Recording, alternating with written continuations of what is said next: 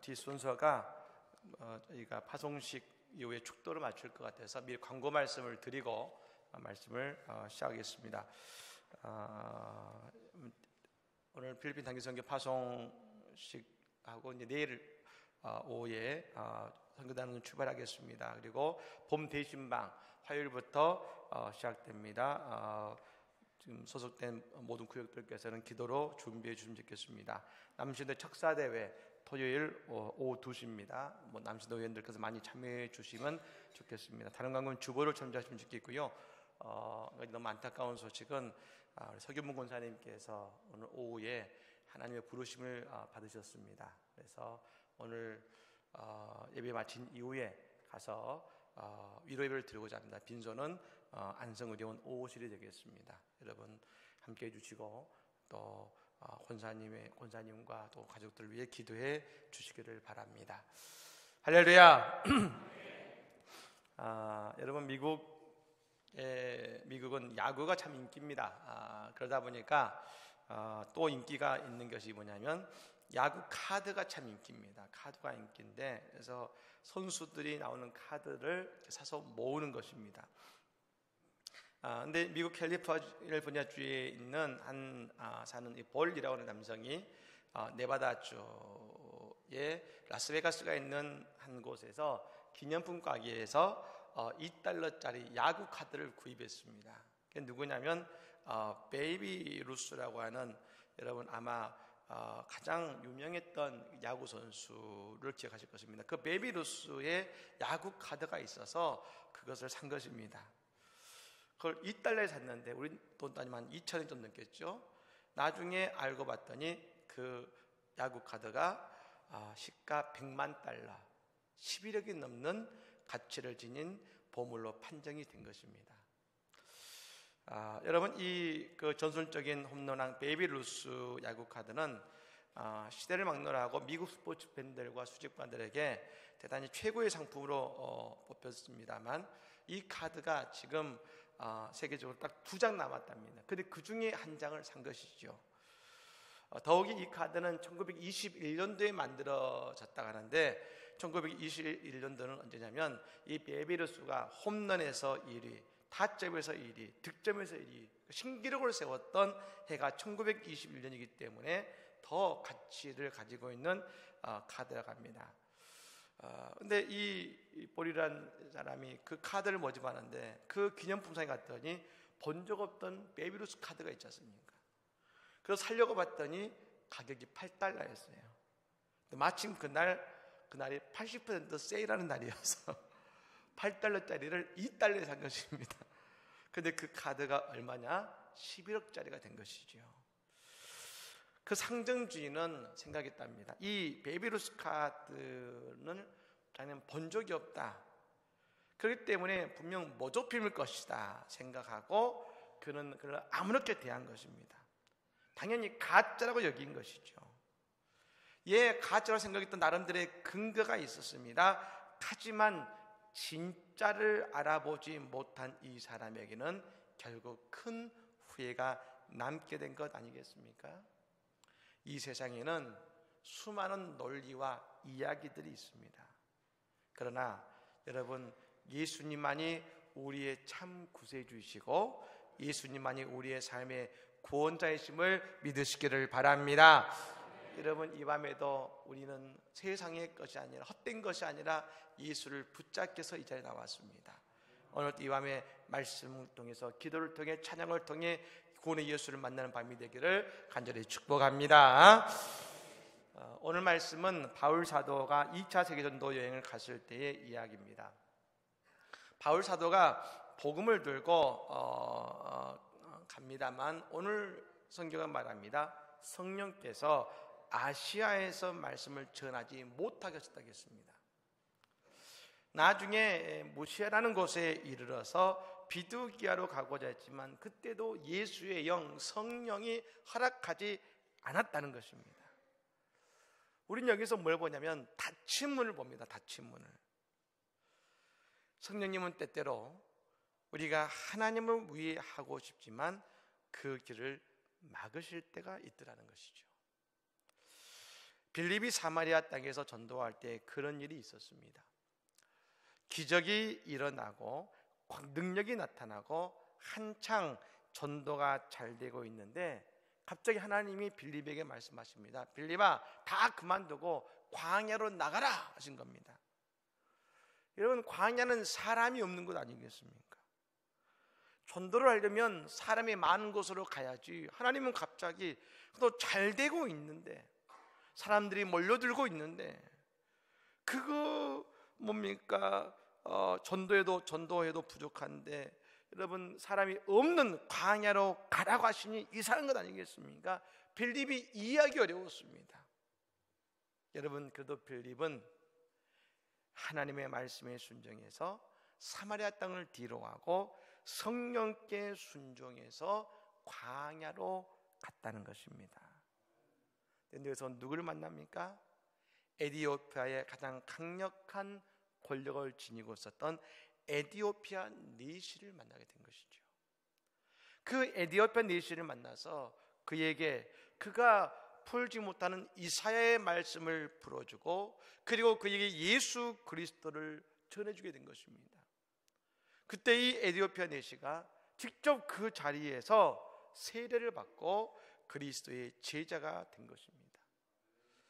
여러분, 광야에 아무도 없는 것 같았지만 그 에티오피아 내시를 만났을 때 그 내시가 에티오피아로 돌아가서 그 에티오피아에 그리스도의 복음을 전해서 지금도 에티오피아는 그리스도 국가로서 유명한 나라가 아니겠습니까?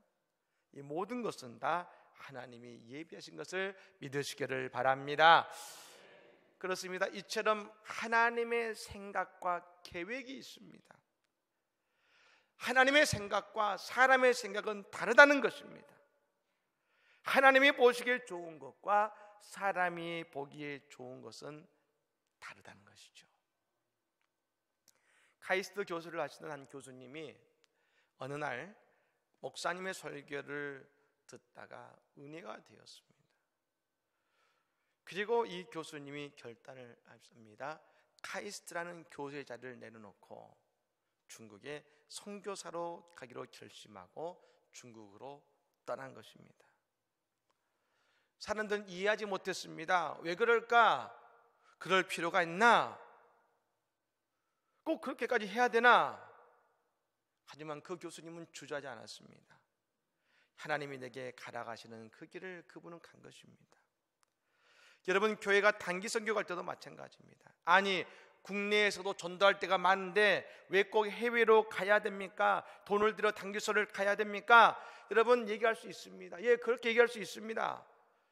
많은 사람들이 여러분 여러 가지 생각으로 생각할 수 있습니다만, 그러나 우리가 때로는 내 생각으로 하나님의 일을 이해하지 못할 때도 있다는 것입니다. 여러분, 사도행전을 보십시오. 그 어느 것도 여러분 사람의 생각, 사람의 계획대로 된 적이 없습니다.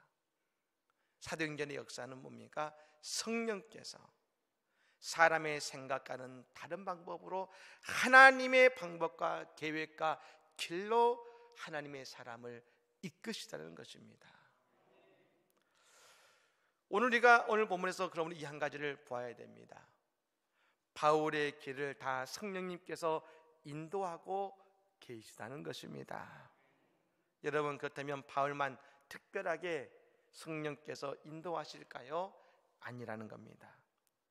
성령께서 바울의 길을 인도하셨던 이유는 오직 한 가지입니다.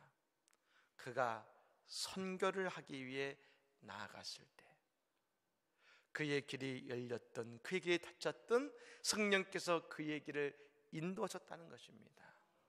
그렇습니다. 그 길이 어떤 길이든 그것이 중요한 것이 아니라 바울 사도의 모든 길을 성령께서 친히 인도하신 것입니다. 그래서 학자들은 말합니다. 바울의 선교 전략이 뭐냐? 무계획 속의 계획이었다.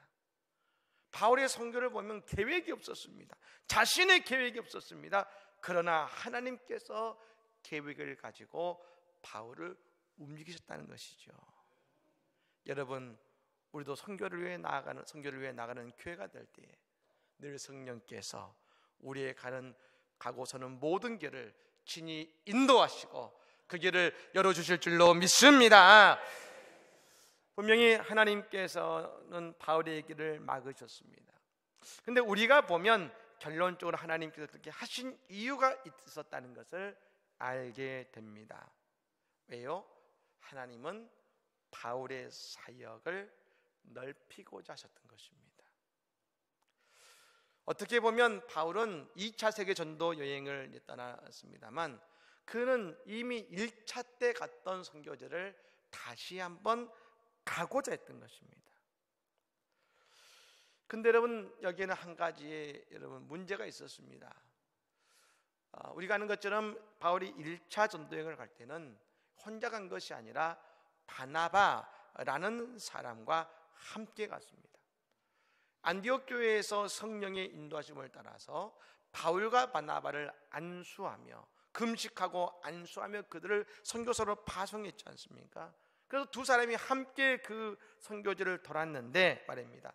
두 번째 2차 전도여행을 가고자 했을 때 한 가지 문제가 생겨서 다투었습니다. 그것은 뭐냐? 1차 선교여행을 가는데 마가라 하는 요한이라는 청년이 의욕적으로 따라갔습니다. 바울이시여 바나바시여 내가 두 분을 따라가서 선교를 돕고 선교를 배우고 싶습니다 하고 따라갔는데 여러분 그 길이 얼마나 힘들었는지 그 젊은이가 중간에 그냥 돌아가 버린 것입니다. 근데 그 마음을 회개하고 2차 때 결정한 겁니다. 내가 다시 한번 가겠습니다.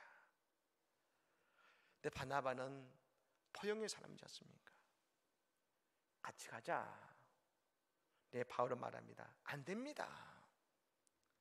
이미 한번 그런 경험이 있기 때문에 또 가면 또 그럴지 모릅니다. 안 됩니다 하면서 그걸 가지고 두 사람이 언쟁을 붙이다가 결론적으로 따로따로 선교를 가게 한 것입니다. 근데 여러분 이 두 사람이 어떻게 선교를 갔느냐? 바나바는 시작점에서부터 오른쪽으로 돈다. 오른쪽으로 갔던 지역을 선교를 갔던 지역을 도는데 오른쪽으로 돌고 바울은 왼쪽으로 돈 것입니다. 물론 나중에 중간에 만나겠지요. 그런데 이 바나바는 그가 했던 그 길을 잘 갑니다. 선교지를 돌아봅니다. 세웠던 교회들을 돌아봅니다. 그런데 바울은 말입니다. 그 길을 도는데 길이 막히라는 것입니다. 막히는 것입니다. 안 되는 것입니다.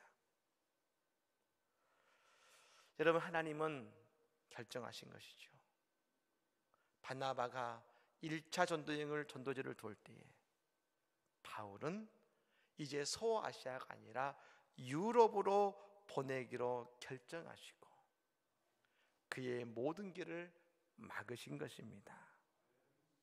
그래서 이 바울의 사역과 지경을 유럽으로 가게 하셔서 바울의 인생과 사역의 지경을 넓히신 것입니다.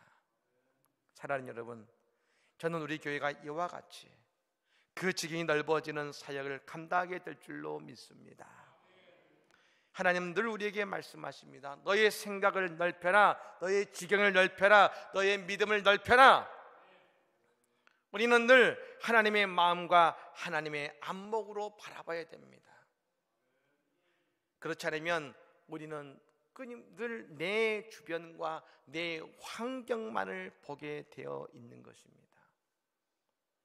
하나님은 우리의 연약함도 우리의 갈등도 모두 다 하나님의 선한 일을 위한 것으로 이끌어 가신다는 것을 우리는 알아야 되는 것입니다. 사랑하는 여러분, 이 시간 주의 놀라운 역사를 보고 깨닫는 은혜가 있기를 간절히 축복합니다. 하나님께서는 바울의 길을 인도하시면서 하나의 환상을 보여주셨습니다. 그건 마게도냐 사람 하나가 서서 그에게 청하여 이르되 마게도냐로 건너와서 우리를 도우라 하며 손짓하는 환상이었다는 것입니다. 그렇습니다.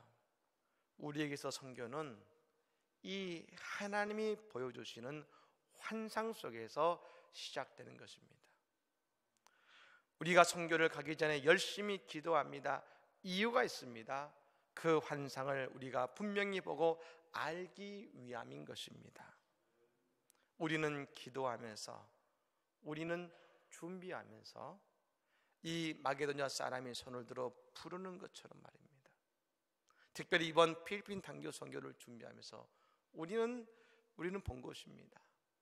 저 필리핀에서 우리를 향해 손을 들고 부르고 있는 것을 우리는 본 것이고 그 소리를 들은 것입니다.